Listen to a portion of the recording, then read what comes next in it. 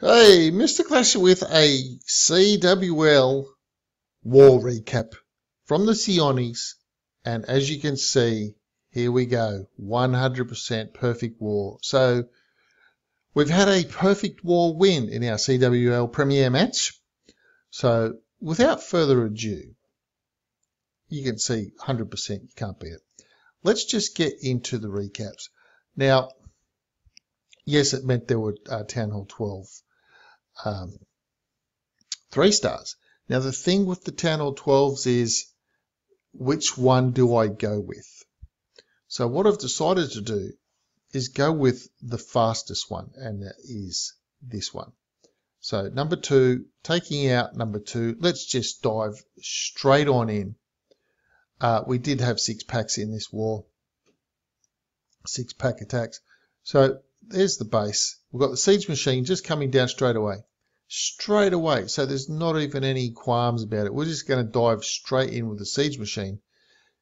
Whizzy's on the cannon, cannon's down, double cannon over here. Double cannons, look, they have a use. They can serve a good purpose, but at the same time, against witch skeletons and things like that, they're very, very hard. Double cannon's gone down. Valks have gone for a little bit of a walk. So I think if you had some Valks in with the king, probably would have been. There goes the Town Hall. I called it a clan castle because the clan castle was coming out. But Town Hall's gone down. King's jumped the fence. And Queen's in there. Grand Warden's in there. So this is all just the initial push into the base, you realise. And that was a very, very light push. It was an extremely light kill squad to hit into the base. They've taken out the CC, taken out the Town Hall, which of course can shoot back at Town Hall 12, and basically taken out 33% of the base as a small kill squad. And where are all the air defences gone? Now this is an air attack coming in, so yes, a lot of the air defences have been wrecked. Yes, there are 2 expos still up, but it's that's half the expos, right? That one's on ground, that one's on air, so you might as well only have 1 expo that's up at the moment. Yeah, there's a few Teslas floating around in the place. Now the thing is that both of these Town Hall 12s, both of the Town Hall 12s that you saw in the war, they were scouted, 2-star scouted by a Town Hall 10. So we secured the Town Hall 10, the 2 stars were secured by a Town Hall 10 Town Hall 10 2-star scout. Oh, geez, that's a bit of a tongue twister to say fast. And of course that meant that a Town Hall 11 or something higher did not need to jump up and scout because the Town Hall 10 could do that instead. And there we go. So the Town Hall 10 got the 2-star scout, revealed a lot of stuff, and of course then the Town Hall 12 attacker could lay out a plan accordingly, as is the way when you know what's in the CC, when you know where Teslas are, things like that. Tremendously helpful to know all that sort of thing. Loads of balloons left. We, of course, will have a look at the troop combination once the attack finishes in 11 seconds. It's a little bit slow. I could have sped it up, but yeah, just loads of balloons left. Nice little 12v12 triple. Let's have a look at the troops. There we go. 32 balloons. Massive amount of balloons. Okay, let's get a look at the next one. Okay, this will be the next one. It's the fastest Town Hall 11 triple that there was. Now, just before I get into it, just a quick shout out on the 6-pack people. LFX got a nice little Town Hall 11 6-pack. Usama, Crimson Warrior, and Sned in Town Hall 10 for the for the Town Hall 10 v Town Hall 10 6-packs. I don't think I missed anybody out. If I did, and they come to my mind as we go in through the replays, I'll give them an extra little shout out again. Okay, now this one, this attack's a little bit ridiculous. I know that if I was the defender against something like this, and I don't want to take away anything from LFX, because if you can wipe out a base in a minute and a half in any level of the game, it's a good attack. But yeah, it kind of reminds me of some of the other attacks where when they're really well executed. So if you're doing, say, a CWL or something, and you've got the heroes come in, they do their little bit, then you just drop down 3 haste spells or 4 haste spells, and then you just start the balloon portion. When it's really well executed, it almost looks like, well, that would defeat every single base there is. Well, it wouldn't necessarily defeat every single base there is, but when you are the person doing the attacking and you know what's possible within your troops, what the defensive capabilities are, that sort of a thing, and then you come up with how you want to do the attack.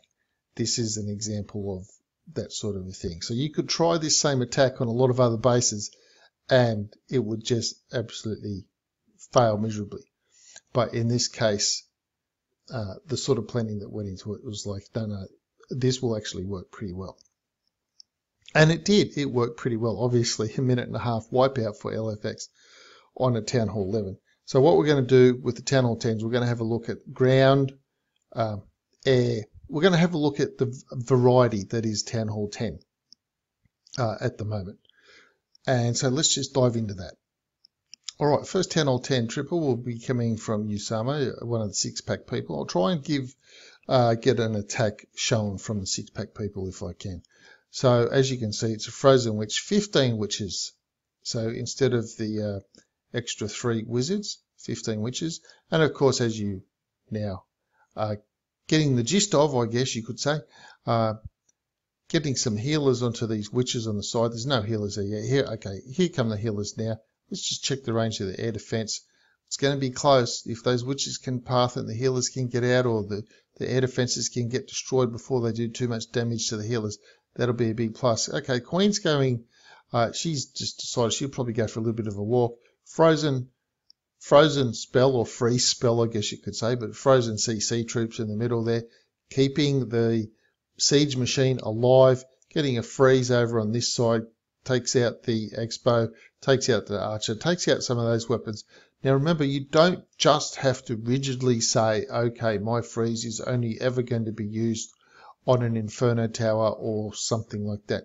Yes, you can use it on an Inferno Tower like you can see here.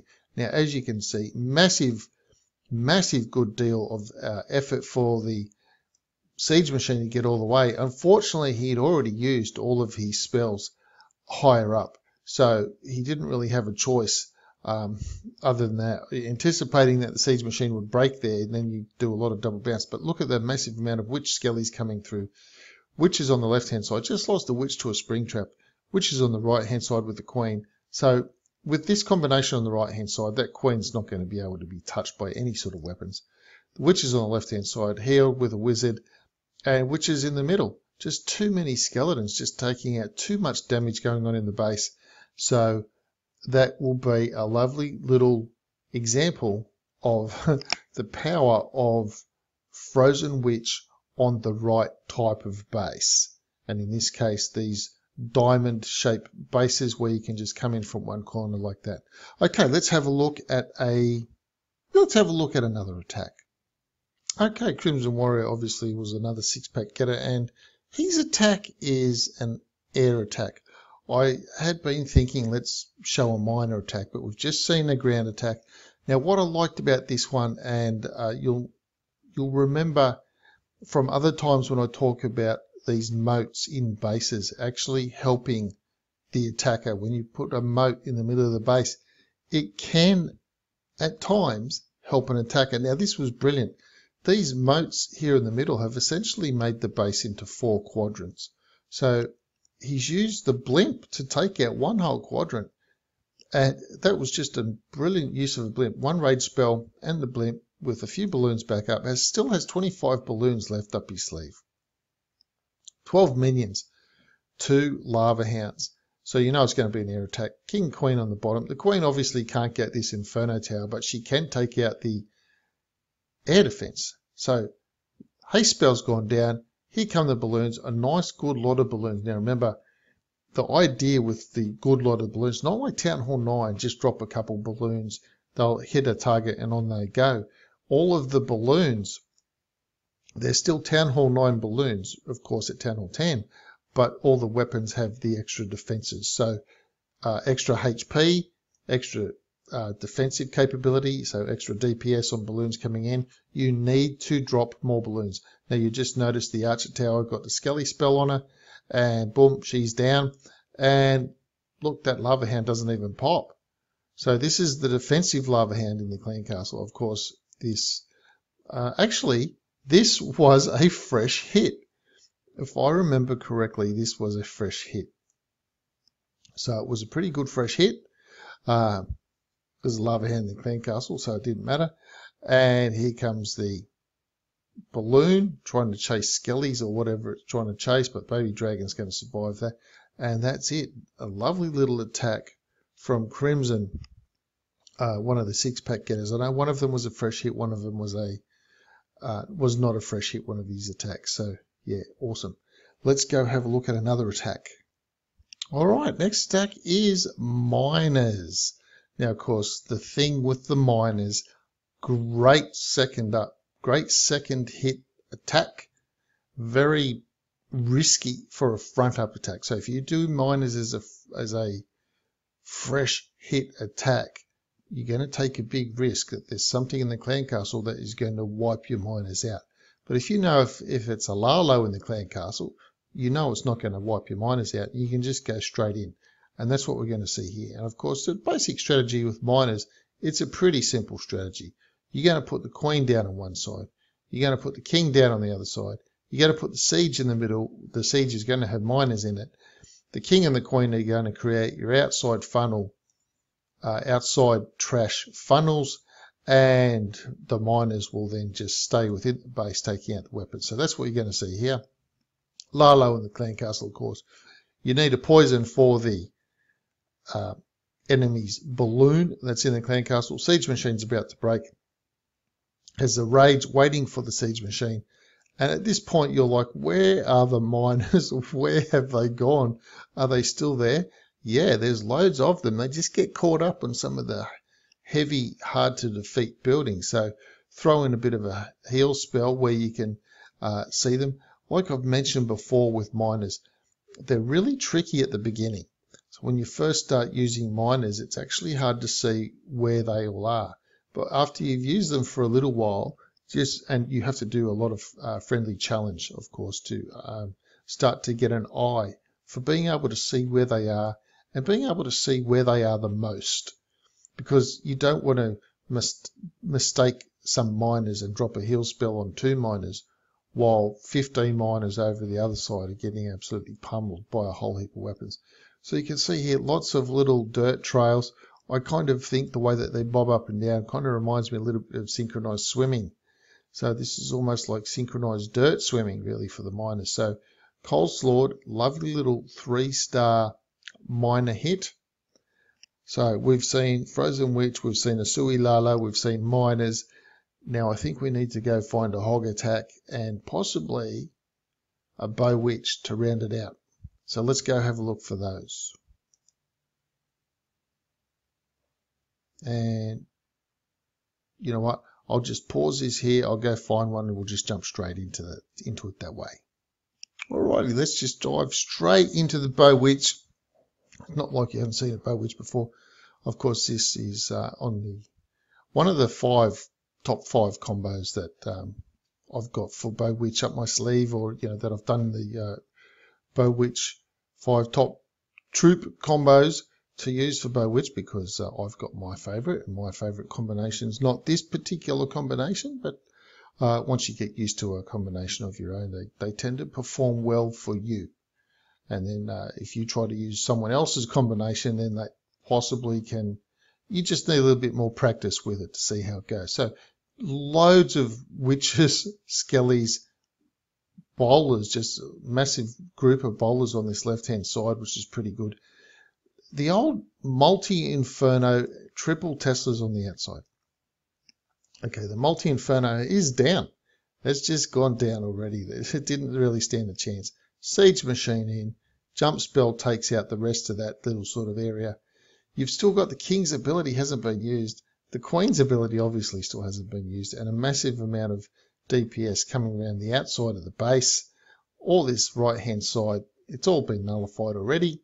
and you're only going to be really concerned with a couple of Teslas. You're not really, in all honesty, at this point, way before this point, way back here somewhere, once this second Inferno went down and you could see that it was only just outside weapons, King and Queen abilities not used, and troops pathing around the outside, right around that point, you just knew it was a 3-star, and all you were doing was waiting for the time to finish, because experience told you that this is pretty well how it's going to be. And unless there was maybe a whole line of 5 big bombs or something like that to wipe out your troops, it was always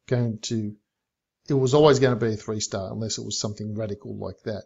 But of course, if you put all your big bombs outside, then you have nothing on the inside to defend against the squishy troops that come pushing on the inside. So a little bit of a catch-22, or a little bit of a mind game that you have to do. But awesome little bow witch attack from Two-Eyed Cyclops. Now we'll go have a look at a hog attack, and that will be the last attack for the recap. Alrighty, last hog attack. There were a few I had to choose from. Now, I did not go with the fastest one this time. I went with this. The fastest one had a moat in the base, of course, that it helps segment the base almost like a little hog sort of runway. Let's just dive into this one. Now, the thing with when you're bringing bowlers and things in Town Hall 10, one of the things to keep an eye out for is always that chance. Can you get a bit of a bowler bounce onto something? Now you can see here, he's going to get a little bit of a bowler bounce going this way. It's all designed to help create the funnel. Tesla's popped over there on that side. And he's got 4 more bowlers to deploy. We've got a nice little funnel created there. Wizard's helping create this funnel here. Once this goes down, the Wizard should be able to get that down with the bowler bounce as well. Nothing is going to path outside of this.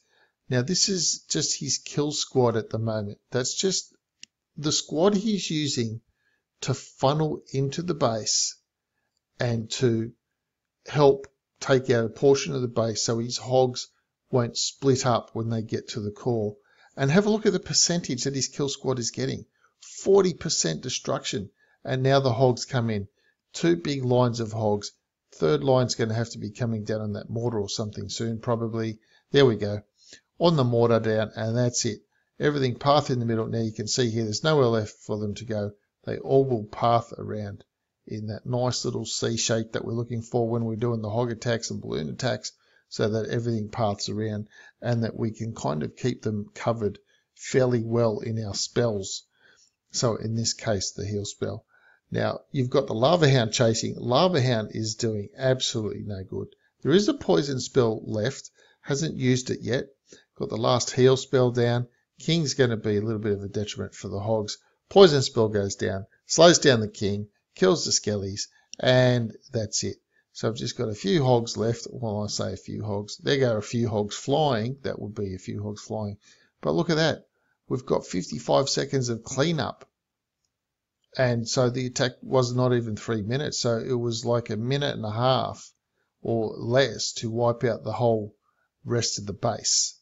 So that was on this particular hog attack.